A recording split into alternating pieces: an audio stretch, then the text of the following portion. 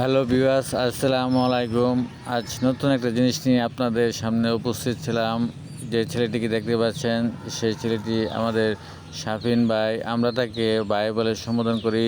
সে আমাদের পাশেই থাকে, আমাদের প্রতিবেশী হয়। সে খুব চঞ্চল এবং দুষ্ট প্রকৃতির একটি ছেলে এবং সে খুবই দুরন্তপনা ছেলে। সে সারাদিন হই হুল্লোড় করে ঘুরে বেড়ায়, লেখাপড়া কম করে।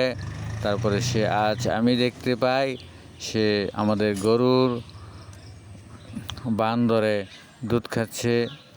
এটা সে প্রায় করে আমাদের অগোচরে, এবং গোচরে সে প্রায় এভাবে গরুর নিচে গিয়ে গরুর উলানে মুখ লাগিয়ে এভাবে দুধ পান করে।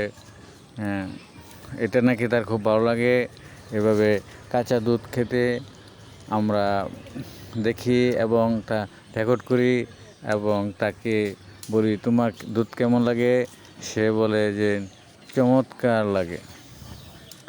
এভাবে নাকি সে অনেক অনেক গরু ছাগলের দুধ খেয়ে থাকে। এতে নাকি তার পুষ্টি বাড়ে, শরীরে বল বাড়ে। কিন্তু আমি বলি এভাবে দুধ খাওয়া ঠিক না।